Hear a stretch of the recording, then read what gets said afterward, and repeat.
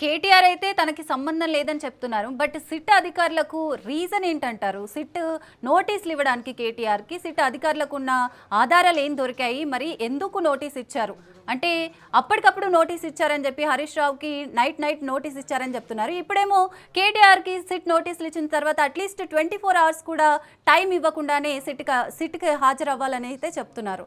మరి ఇదంతా జరగడానికి రీజన్ ఏంటంటారు? ఏం ఆధారాలు ఉన్నాయంటారు? అయితే గతంలో ప్రభుత్వంలో బీఆర్ఎస్ ఉంది. బీఆర్ఎస్లో కీలకమైనటువంటి నేతలు హరీష్ రావు, కేటీఆర్, కేసీఆర్ వీళ్ళ ఆదేశాలతోనే ఫోన్ ట్యాపింగ్ జరిగిందనేది అప్పట్లో ప్రతిపక్షంలో ఉన్నప్పుడు కాంగ్రెస్ ఆరోపణలు చేసింది.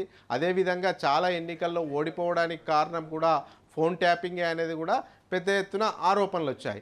ఈ యొక్క నేపథ్యంలో ఫోన్ ట్యాపింగ్ చేసింది ప్రభుత్వంలో ఉన్నటువంటి కీలక నేతలే అనేది కూడా కొంతమంది వాంగ్మూలం ఇచ్చారు.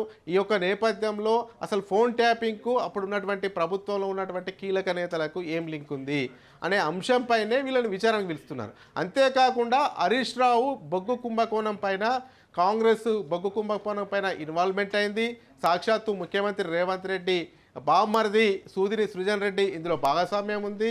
అదేవిధంగా ఫీల్డ్ విజిట్ పేరుతో ఎవరికి కూడా సర్టిఫికెట్స్ ఇవ్వట్లేదు. స్వయంగా సూదిని సృజన్ రెడ్డి బెదిరింపులకు పాల్పడుతున్నారు.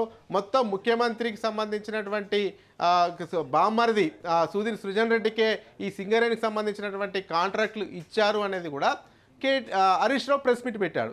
ప్రెస్ మీట్ పెట్టిన తర్వాత ఆ రోజు సాయంత్రం నోటీసులు ఇచ్చారు. ఈ యొక్క నేపథ్యంలో హరీష్ రావు అయితే ఇదే చెప్తా ఉన్నాడు, నేను ఏదైతే కాంగ్రెస్ కుంభకోణం చేసిందో ఆ కుంభకోణాలన్నింటినీ కూడా బయట పెట్టే ప్రయత్నం చేశారో అందులో భాగంగానే సిట్టు నాకు నోటీసులు ఇచ్చింది. ఆ విచారణను ఎదుర్కొన్నాను, నేను ఎలాంటి తప్పు చేయలేదు. అంతేకాకుండా ఇదంతా కూడా సమయం వృధా చేయడానికి కూర్చుండబెట్టారు. ఇష్టానుసారం క్వశ్చన్స్ అడిగారు. అదేవిధంగా మధ్య మధ్యలో కాల్స్ వచ్చినాయి. వాళ్ళ కాల్స్ చేసింది సజ్జనారా తెలుస్తలేదు, లేకపోతే ముఖ్యమంత్రి రేవంత్ రెడ్డి తెలుస్తలేదు, ఎవరో తెలుస్తలేదు. వాళ్ళు చెప్పిన క్వశ్చన్స్ నన్ను అడుగుతున్నారు, మళ్ళీ నేను ఆన్సర్ చెప్తున్నాను, అసలు వాళ్ళ క్వశ్చన్స్ అడగడానికి కూడా సరిగా లేవు అని ఆయన విచారణకి వెళ్ళొచ్చినటువంటి హరీష్ రావు చెప్పాడు. అదేవిధంగా ఇప్పుడు కేటీఆర్ను కూడా పిలవడం నేపథ్యము కేటీఆర్ కూడా అదే ఆరోపణలు చేస్తున్నాడు. నేను 6 గ్యారంటీలు కాంగ్రెస్ ప్రభుత్వం ఏదైతే ఇచ్చిందో 6 గ్యారంటీల మీద ఉద్యమాలు పోరాటాలు చేస్తున్నాము.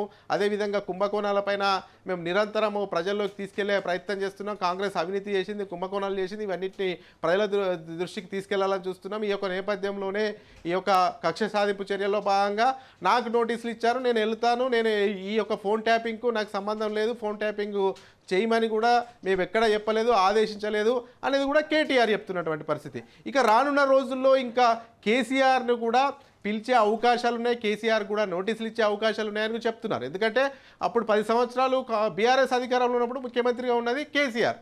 ఇప్పటి కీలకమైనటువంటి మంత్రులు హరీష్ రావు, అదేవిధంగా కేటీఆర్, ఈ ఇద్దరి వద్ద అయిపోయింది. ఇక రానున్నది కేసీఆర్. ఈ కేసీఆర్ కూడా నోటీసులు ఇస్తారనేది కూడా అటు బీఆర్ఎస్ వర్గాల్లో చర్చ జరుగుతుంది, ఇటు ప్రభుత్వ వర్గాల్లో చర్చ జరుగుతుంది, ఇటు పోలీస్ వర్గాల్లో కూడా చర్చ జరుగుతుంది. ఈ యొక్క నేపథ్యంలో ఒక అడుగు ముందుకేసి కేటీఆర్ మా ఇద్దరికి నోటీసులు ఇచ్చారు, ఇక రానున్న రోజుల్లో ఇంకెవరికి నోటీసులు ఇచ్చినా కానీ విచారణకు వెళ్తాము, ఇదంతా కూడా డైలీ సీరియల్ లాగా సాగదీస్తున్నారు. ఇదంతా కూడా డైవర్షన్ పాలిటిక్స్. ఇప్పుడు ఉన్నటువంటి రాజకీయాలను పక్కదారి పట్టించడానికి కాంగ్రెస్ ప్రభుత్వం ఇచ్చినటువంటి హామీలు నెరవేర్చలేదు, వాటిని ప్రశ్నిస్తున్నాం. కాంగ్రెస్ పార్టీ కుంభకోణాలు చేస్తుంది, వాటిని ప్రశ్నిస్తున్నాం. అవినీతి చేస్తుంది, వాటిని ప్రశ్నిస్తున్నాం. వీటన్నిటి నేపథ్యంలోనే ఈ రకంగా చేస్తున్నారు. కక్ష సాధింపు చర్యల్లో భాగంగానే మొన్న హరీష్ రావుని పిలిచారు, ఇప్పుడు నన్ను పిలుస్తున్నారని కేటీఆర్ చెప్తున్నారు. రానున్న రోజుల్లో కేసీఆర్ను పిలిచినా ఎవరిని పిలిచినా వెళ్ళడానికి సిద్ధంగా ఉన్నాము, విచారణను ఎదుర్కొంటామనేది కూడా బీఆర్ఎస్ వర్గాలు చెప్తున్నాయి. అంతేకాకుండా ఇప్పటివరకు ఈ కార్ ఫార్ములా రేస్ పైన విచారణ చేశారు, అది కూడా నిర్ణయం తీసుకోలేదు. అదే కాకుండా కాళేశ్వరం పైన విచారణ చేశారు, సిబిఐకి అప్పగించారు, అది కూడా ఏం జరగలేదు. అంటే బీఆర్ఎస్ ఒకటి క్లారిటీగా చెప్తుంది, మా పైన విచారణ పేరుతోనే కాలయాపన చేస్తుంది, విచారణ పేరు మీద మమ్మల్ని ఇబ్బంది పెట్టాలని చూస్తున్నారు. కానీ ఎన్ని ఇబ్బందులు పెట్టినా కానీ మేము ప్రజల పక్షాన పోరాటం, ప్రజల పక్షాన ఉద్యమిస్తాము. బీఆర్ఎస్ తెలంగాణ రాష్ట్ర సాధనలో కీలక భూమిక పోషించింది. ఇప్పుడు కూడా కాంగ్రెస్ ప్రభుత్వ వ్యతిరేక విధానాలపైన కూడా ఉద్యమిస్తామని అటు బీఆర్ఎస్ చెప్తున్నటువంటి పరిస్థితి. ఈ యొక్క నేపథ్యంలో మీరు అడుగుతున్నటువంటి ప్రశ్న ఏదైతే ఉందో శిరీష, వీళ్ళకి ఎందుకు నోటీసులు ఇచ్చారంటే అప్పుడు ప్రభుత్వంలో కీలకమైనటువంటి వ్యక్తులు ముఖ్యమంత్రిగా ఉన్నటువంటి కేసీఆర్, అదేవిధంగా హరీష్ రావు, అదేవిధంగా కేటీఆర్. ఇప్పటికైతే హరీష్ రావుకి నోటీసులు ఇచ్చారు, విచారణకు అటెండ్ అయ్యాడు, వచ్చారు. అదేవిధంగా ఇప్పుడు కేటీఆర్కి నోటీసులు ఇచ్చారు. ఈ యొక్క నేపథ్యంలో అప్పుడు ప్రభుత్వంలో కీలక భాగస్వామ్యులు ఎవరైతే ఉన్నారో ఫోన్ ట్యాపింగ్లో Right. వాళ్ళే చేయించారు అనేది కూడా కొన్ని వాంగ్మూలాలు ఇచ్చినటువంటి నేపథ్యంలోనే వీళ్ళని విచారణకు పిలుస్తున్నట్టు తెలుస్తా ఉంది. Right, thank you Raj Reddy.